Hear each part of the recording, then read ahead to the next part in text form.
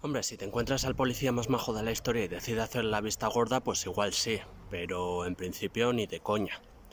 En España no es un delito la posesión de drogas ilegales en vía pública, pero sí es una infracción administrativa. Así que en principio de que te las quiten y te pongan una multa no te libra nadie.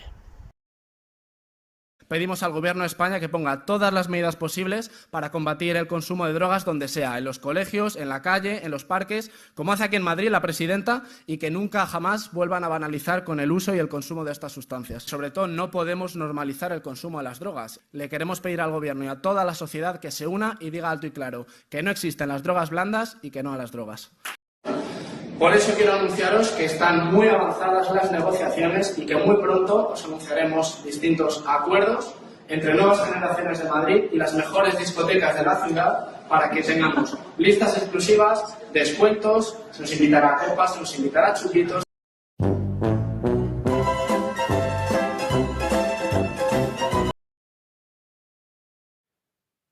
El Drug User Liberation Front, una asociación canadiense, ha publicado el estudio con los resultados de su trabajo.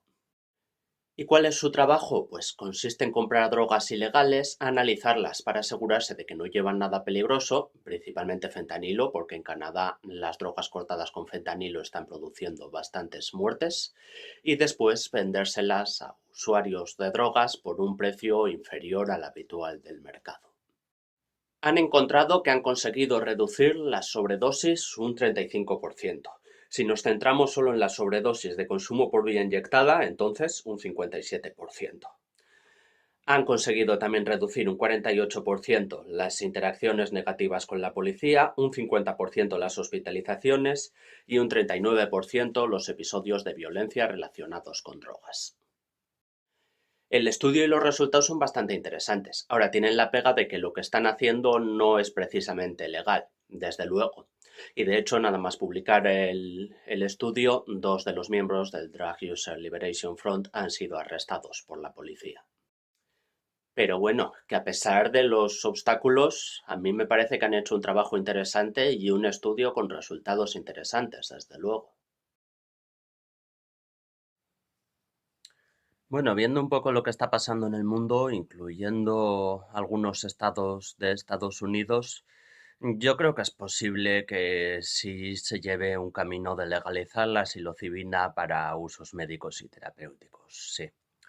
Lo que no veo a corto plazo es una legalización completa, así que incluya que cualquier persona la pueda usar. Pero que se legalice bajo control médico, sí, sí lo veo. O sea, bueno, de hecho en España hace poco se ha aprobado el primer medicamento basado en la ketamina y en ese sentido la keta y la psilocibina tienen una trayectoria parecida, ¿no? De ser consideradas drogas ilegales a que en los últimos años, en base a algunos estudios, se haya reavivado el interés por ella y se empiecen a comercializar medicamentos y se empiece a legalizar su uso como medicamentos. Así que si ha pasado con la keta, no me extrañaría nada que pasara con la psilocibina, ¿no? Pero eso, una legalización completa para cualquier uso y que la pueda usar cualquier persona, eso a corto plazo no lo veo, ¿no?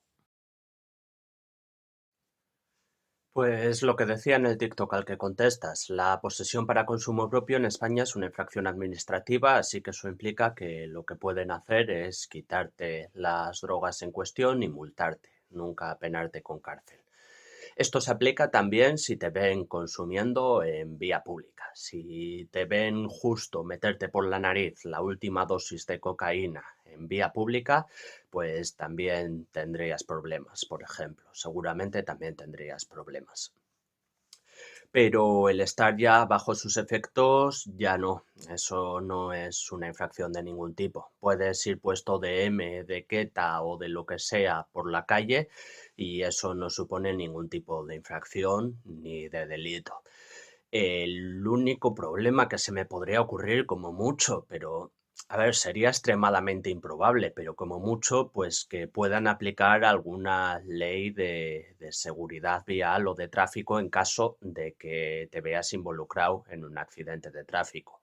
Si te ves involucrado en un accidente de tráfico, aunque sea como peatón, y te hacen un análisis de sangre y das positivo en cocaína o en keta o en M o en una droga ilegal, pues igual podrían tratar de cargarte la responsabilidad del accidente en una situación en la que si en cambio hubieras estado sobrio, pues no te habrían echado la culpa en ningún caso.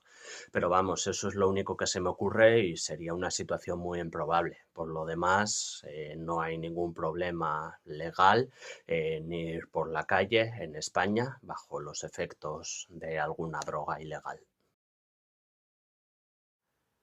Sí, sí pueden. Y bueno, de hecho lo que dice la ley es esto y pues eso, pueden multarte por abandonar sustancias en la vía pública o incluso por abandonar los objetos usados para consumir sustancias en la vía pública, que supongo que es algo que tiene un origen remoto en la idea de abandonar jeringuillas, ¿no? En la idea de usar una jeringuilla para inyectarte una droga y abandonarla en la calle, pues que eso se pueda multar, pero como la ley es ambigua y habla de útiles usados para el consumo, pues no solo jeringuillas, sino que por poder te podrían multar por abandonar un grinder vacío ahí en un banco. Otra cosa es que quizá exista la posibilidad de que en una situación determinada, si haces eso, si tiras todo al suelo y así, pues yo qué sé, depende con los policías que pilles, pues igual no se molestan en multarte, pero por poder pueden hacerlo. Sí, desde luego la opción está ahí. Yo la verdad no sé explicar la situación con detalle, no sé exactamente cómo se tuvieron que redactar las leyes para que eso fuera posible. Sé que desde el 2010 la ketamina en España es una droga fiscalizada y es considerada una droga ilegal, aunque simultáneamente se siguiera usando, por ejemplo, en el campo de la medicina veterinaria. Entonces no sé exactamente cómo estaría redactada la ley, pero bueno, el caso es que si un veterinario tenía que talar en la consulta, pues podía tenerlo, pero si pillaban a alguien con ketamina en polvo por la calle, pues se enfrentaba a la misma clase de condenas que se hubiera enfrentado si hubiera sido cocaína en lugar de ketamina. No sé si entraría por otra ley, por esto, para poder hacer la excepción legal a que los veterinarios usasen ketamina y eso, pero sé que a efectos prácticos, así en una versión simplificada, pues venía a tratarse igual que otras drogas ilegales.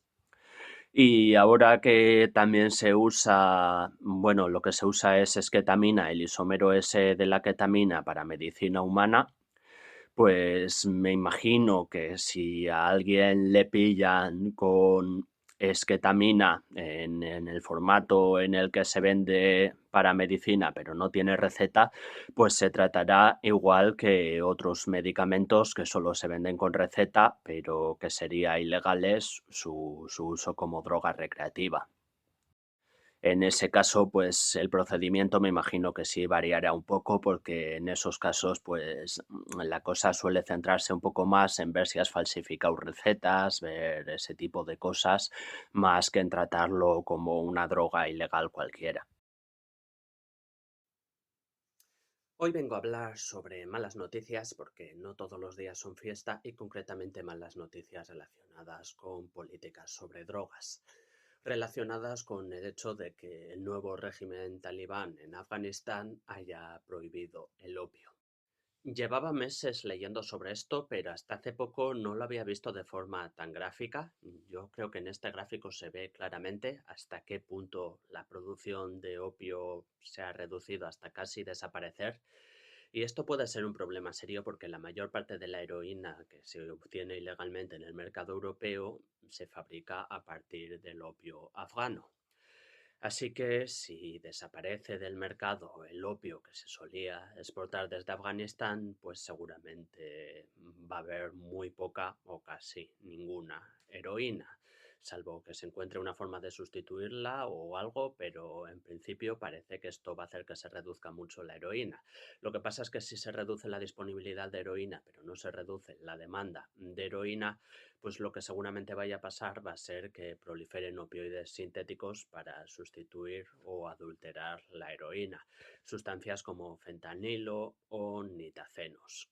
Seguramente si no se puede obtener heroína en Europa, pues lo que va a pasar es que sustancias como el fentanilo o los nitacenos puedan ocupar su lugar o tengan más posibilidades de ocupar su lugar. Realmente esto puede llegar a ser un problema a lo largo de este año, ya veremos cómo van los próximos meses, pero hostia, si hay alguna posibilidad real de que esta clase de opioides sintéticos lleguen a suponer un problema grave en Europa, pues la razón va a ser esta. La razón va a ser la falta de opio en Afganistán.